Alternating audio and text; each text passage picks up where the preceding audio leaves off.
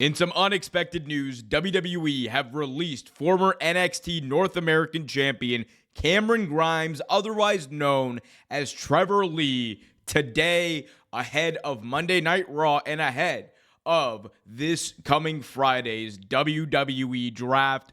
Grimes even reacted to the news on social media in a video that is going a bit viral amongst wrestling fans that has many people talking and sympathizing with him, and he becomes just the latest in a pretty growing list of names at this point of people who have been let go ahead of the WWE Draft. We're going to talk about what Cameron Grimes had to say reacting to this news, what it means for WWE and himself moving forward. All that, much more coming up in this video, so be sure to smash that like button, subscribe, and hit that notification bell so you get notified whenever a new video is released. All right, so Cameron Grimes announced via X that he was released from WWE in a video. Here's what he had to say. This is Trevor Lee, also known as Cameron Grimes. I just got off the phone with WWE, and unfortunately, I've been released from my contract. 5 years ago, the last thing that I was able to tell my father, Tracy Cadell, was that I signed with the WWE.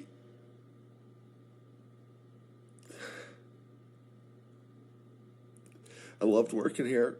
I loved working at the WWE. I want to thank absolutely everybody that's helped me. I could sit here and name off a list of people, but the video might be a little bit too long.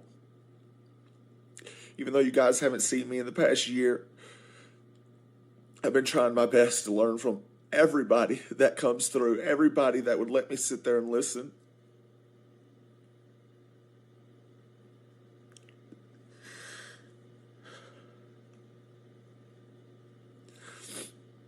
But if you're a fan of mine, I'm here to let you know that there's a damn fire lit under my ass, man.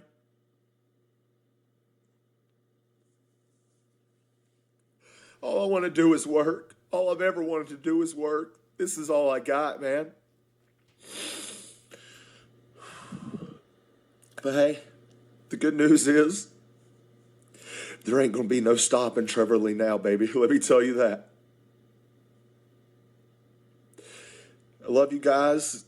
If you're watching this, I love you. We're going to figure this out.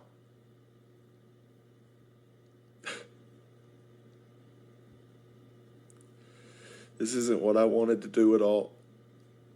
The WWE is all I've ever wanted to do and be. But if I have to go somewhere else now to show them that they missed out, I guess that's what I got to do. Thank you, guys.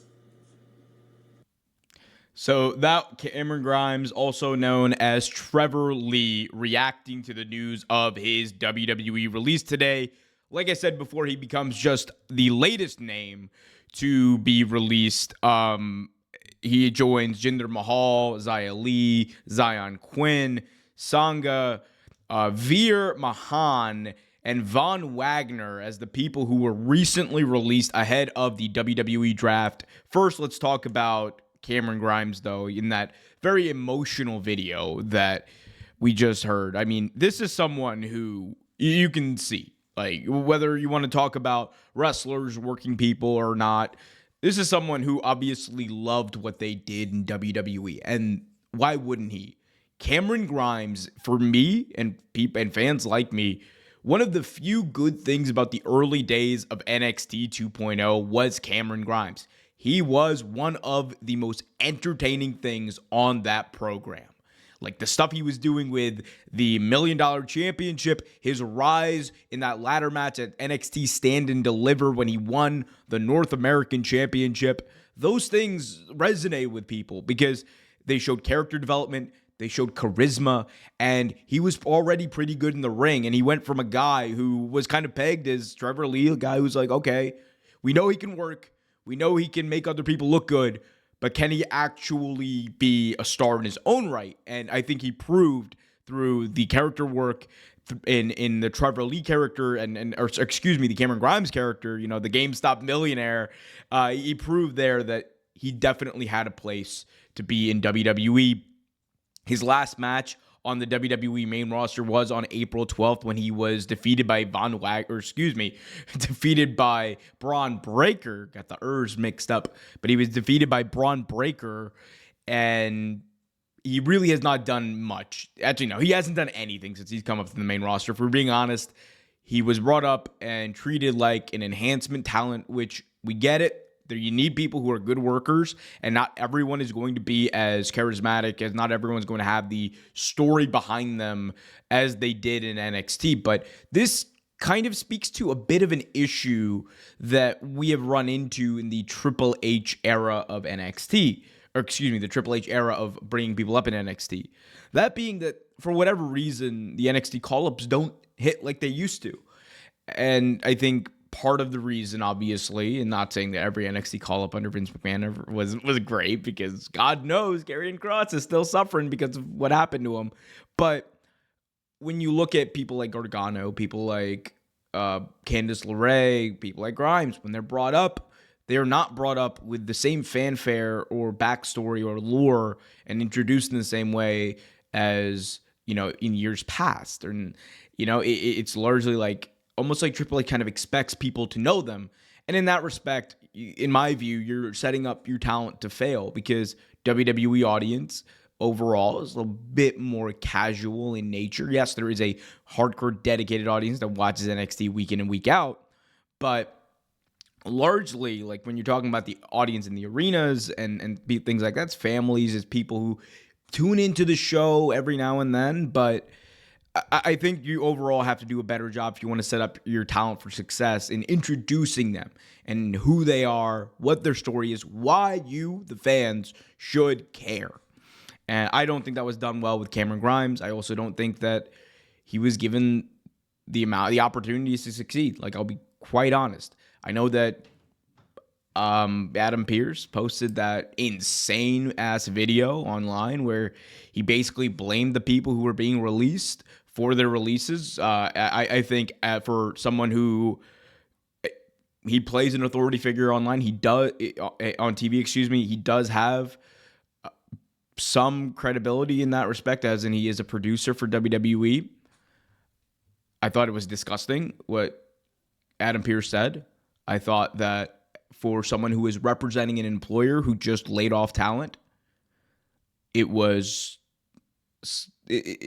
that gross side of business that no one wants to talk about, but we all know exists.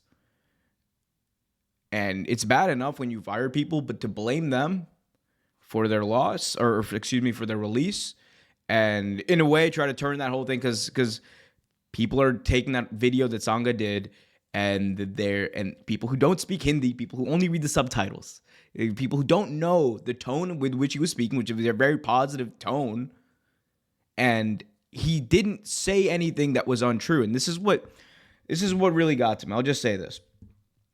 The Sangha video, if you go back and watch it, and you don't speak Hindi, and you don't pick up on the cues, you don't pick up on the emotion or lack thereof of where he's speaking, it's very easy to see that as, oh my God, WWE's complaining, WWE didn't. No, that's really not what he was saying. Was he critical of the portrayal of himself and Veer on TV? Yes, he was. And I think he has a case for that, just because what does WWE do? You have an Indian talent. Great. Bring them up. They're gonna be evil, heel, barbaric Indians. That's what it is almost every single time. And WWE is a brand that has built themselves on manipulating and using stereotypes. For someone who is Indian to say that, I didn't really agree with the lack of creativity behind my gimmick, I don't think that's a stretch for them to say, especially when they just got fired. And the overall message of that, because people want to take away clips, the overall message of Sangha's video was, I'm just going to be positive. I'm going to take this in stride. All he did was lay out his case. People want to overreact to it, have at it. But for Adam Pearce to go out and say that in response, I think was disgusting. As someone who, you know, I'm always going to be a little bit more on the talent side. In these instances, usually there are times where that's not the case, where talent does something obvious that's wrong. But you already released them. The company already released them. Adam Pearce did not need to go out there and defend the company like that. It just came off as disgusting, in my view. But moving on, or switching gears back to the overall releases, you have a situation, I think, with the WWE draft, and where you want to, you know, basically reset the roster, reset who's on which brand, and basically lay out your storylines for the next year. And in order to do that, and in order to do that in an effective way, and so people know, hey, expect these people on this brand, these people on that brand, one thing that seems like a no-brainer as far as a business sense is to get rid of anyone you don't have plans for, that you don't foresee being a part of this draft, that you don't really think fit the future of WWE. And that's what I think we saw here. We saw a bunch of people who, for WWE, they were either not using them or they were giving them bad creative and they were lingering around, like Von Wagner. And they were like, we're not going to use them. We have this draft coming up. We're resetting the rosters. They don't really fit into this. Let's cut them. This also comes at a time, and I think potentially this could play a part into it. Not that WWE needs the extra money, but part of it could be also that they have a few contracts coming up. We have noted that Finn Balor has re-signed with WWE. We know that Becky and Seth's contract are coming up imminently. The same with Drew. All of those people are expected to re-sign with the company for very lucrative deals. And if that is the case, they are going to try to, quote, trim the fat, make the budget work, and move ahead in those endeavors. Pardon the pun. So I think that's why you're seeing all of these kind of come in the way that they did, in the time they did. It was interesting. We saw the first round of releases announced on Friday night, right at the end of SmackDown, and now we're getting another, release, I should say, right here at Monday afternoon before Raw. Maybe the hope is that the show kind of overshadows the releases. We'll have to see. It's got to be a pretty damn good show for that, but who knows? Anyway, guys, obviously, good luck to everyone who was released. I think Trevor Lee is someone you will expect a lot out of. We should expect a lot out of. We will see him on the indies, I think, working his butt off. And as he said, I think he's one of those guys. He could very easily boomerang back because he's got the charisma. He's got the in-ring ability. I think it's just about proving that he can break through that glass ceiling a bit more than WWE, I think, believes in now. So we'll see what happens there.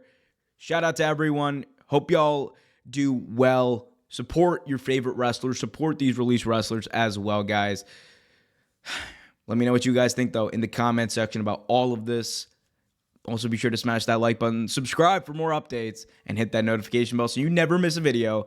Until next time, be happy, be healthy, and as always, keep it real.